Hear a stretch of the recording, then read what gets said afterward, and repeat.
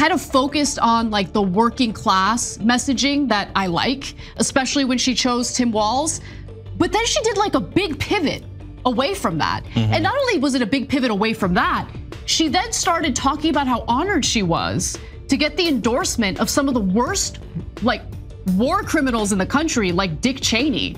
They are now starting to hit the panic button. Progressive commentator Cenk Uygur is now sounding the alarm bells to other Democrats that Kamala Harris may be losing in the 2024 election. And that is significant because Cenk has spent the entire past 2 months being supremely confident that Donald Trump's gonna lose. But suddenly now he's done a complete 180, and he goes on in this video to tear into the Kamala campaign, goes on this crazy tangent, essentially accusing them of selling out to the donors, betraying the base, and becoming once again part of the establishment, which should never have surprised Cenk. I mean, Kamala is an establishment Democrat, but it is what it is. We'll get into all of it here today. So folks, do us a big favor. If you enjoy the content, be sure to hit that like button and subscribe down below. Your subscription goes a long way in ensuring we can keep bringing you these videos on election year. And by the way, it's also just a great way for you to keep up with all the current news. So it's totally free. All you got to do is hit that red button down below. And with that said, let's get into this. Why does Cenk Uygur now, after August, September, thought Kamala was going to win? Why is he now almost flipping that prediction? Well, let's hear what he has to say. Recent weeks, because there's been a pivot, and I'm not sure that pivot's working out for her. Yeah, I think she's going to lose the lead imminently, and then there's only a month left. So I'm super worried about the end of this election. So I'm going to tell you why in a second. But that point he's making about is the country going in the right direction. This is one of the reasons why I was absolutely positive that Biden was going to lose. He is the actual incumbent. There's no way to trick anyone into thinking he wasn't the incumbent and he wasn't responsible for the direction that we were going in. So his popularity and approval ratings were in the low 30s. Totally unrecoverable, never happened in American history. When a country's people think that it's going in the wrong direction at this level, the incumbent has no chance of winning. So now, okay, but Kamala Harris isn't Biden, and so that gives us a complicated situation here, where we have an incumbent administration but not an incumbent candidate. So, well, then who wins? Well, I'll tell you, the person who frames it better wins. And in the beginning, Kamala Harris did a great job of framing it, and we told you that immediately. Somebody wrote in today saying, I can't keep up, guys. Sometimes you're criticizing Democrats, and sometimes you're saying they're doing well. Yeah, because it depends, doesn't it? Are they doing well or are they doing poorly? Yeah, so basically what Cenk is talking about here is those historic opinion polls that basically ask Americans on election year, is the country headed in the right direction, yes or no? And currently, as you could expect, those numbers favor Republicans in 2024 because the vast majority of Americans do not think the country's headed in the right direction. But Cenk, I would say the problem that Kamala always had, and you're about to actually expand on it, is that it's kind of hard for her to escape incumbency because on one hand, she's literally the sitting vice president. And so you can stand there and say that she's not Joe Biden, but she still is a public figure and a very close one, the number 2 to Joe Biden all these years, number 1. But also on top of that, secondly, she is not the darling progressive populist that you ever really thought she was. We'll get into that one in a second. But first, folks, before we continue this video, a quick word from our sponsors over at Policy Genius. As we head into the holiday season, we're all thinking about making lasting memories with our loved ones. But here's something that might not be on your mind, making sure they're taken care of no matter what happens. And that's why life insurance is so important and why I've partnered with our friends over at Policy Genius. Now, Policy Genius is not an insurance company. They are an online marketplace that helps you find and compare the best life insurance options from top companies. And trust me, it's much easier than you might think. In just a few clicks, you can get quotes from America's top insurers and find find the best coverage that fits your needs. And here's something you might need to know.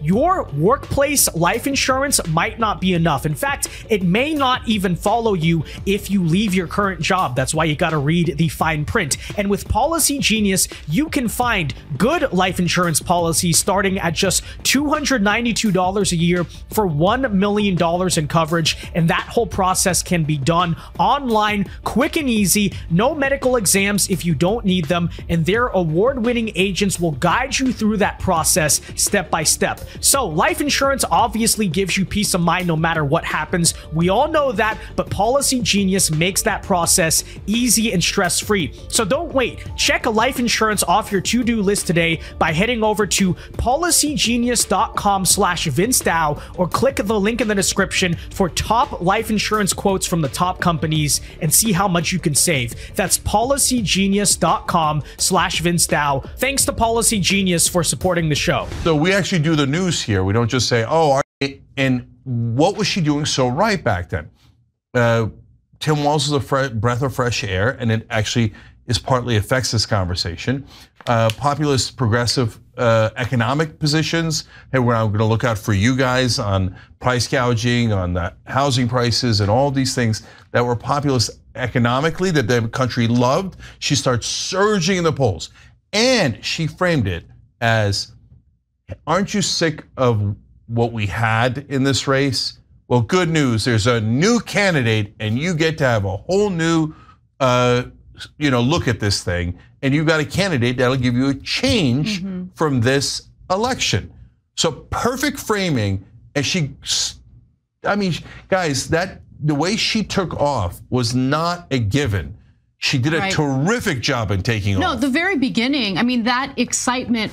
Yeah, but again, the issue and the reason I say this was probably always inevitable is because she was not ever really a new candidate. It was a face on, it was a different lipstick on the pig, basically, But anyways, listen now to the argument that Anna Kasparian makes that I think is actually very compelling, intelligent, and interesting to her credit. Around her was very real, and the messaging that she put out in the very beginning of her campaign, I believe, was successful because she provided excitement as a new candidate, of course, that's part of it. And there was a little bit of a honeymoon period, but she came out by naming Tim Walz as her running mate. Like, she was signaling that she was gonna moderate certain elements of the left-wing policy that is not so popular, but kind of focused on like the working class messaging that I like, especially when she chose Tim Walz.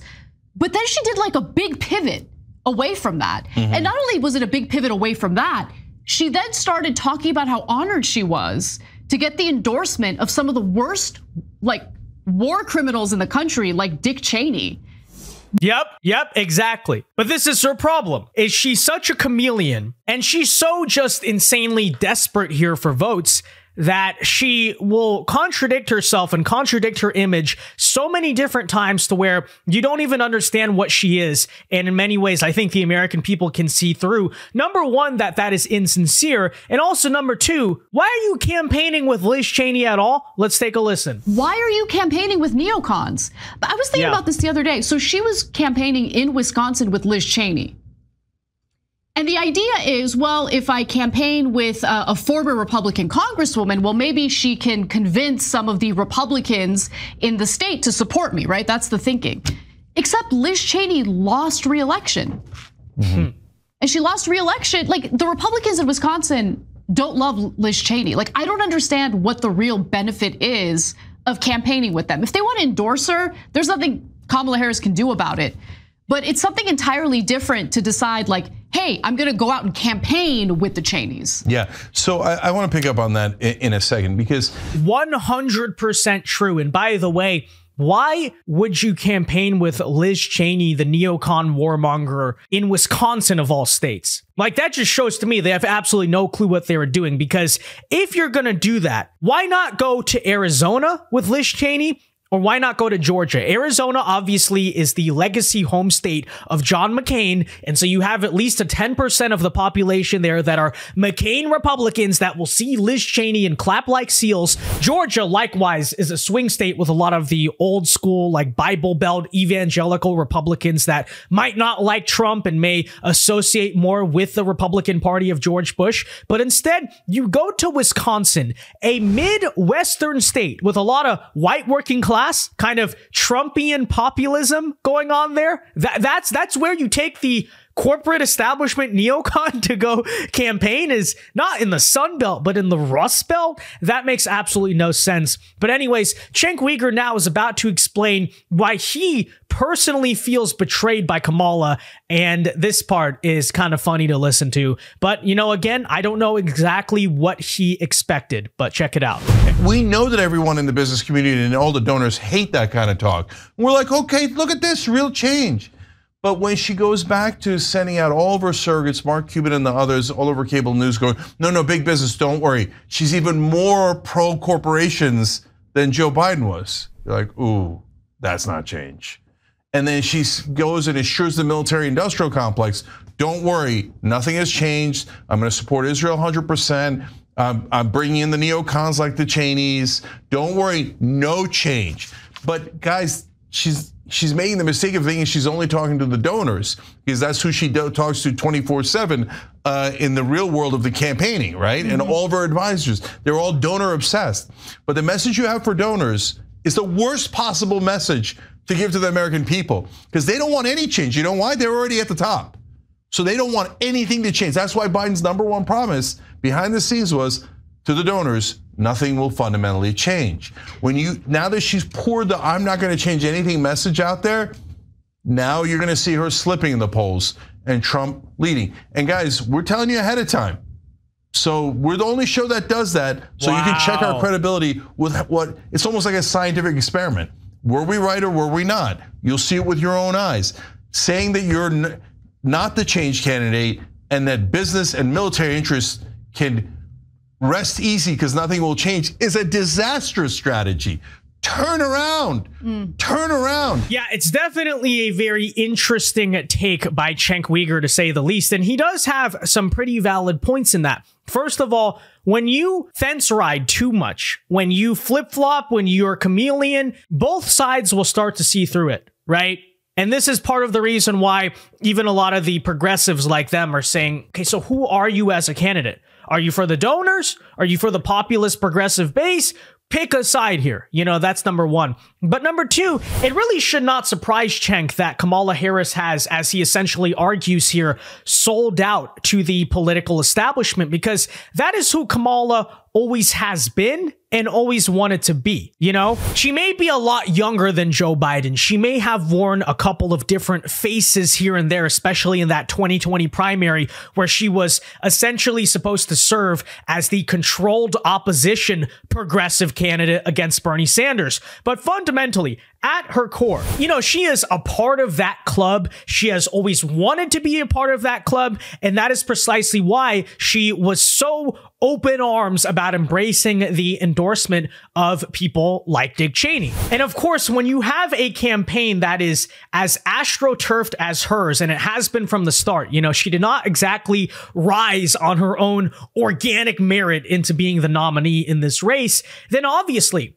you're going to have an inner circle that is heavily controlled by the political consultants. The donors have a big say, because Kamala Harris is not, never really has been, her own independent person. So once again, if Cenk's accusation is that Democrat donors are ruining her campaign, which could very well be true, again, why does it surprise you when you put the candidate in this very way? I don't know. That's all I'm saying. But that said, ladies and gentlemen, let me know your thoughts on all of this in the comment section down below. Firstly, why do you think a lot of left-wingers who have been confident over the past couple of months are suddenly now so wary and nervous and hitting the panic button about Kamala Harris losing in this race? What do you think of Cenk and Anna Kasparian's assessment of all of it? And with that said, be sure to leave a like on this video, subscribe if you are new. And until next time, God bless and peace.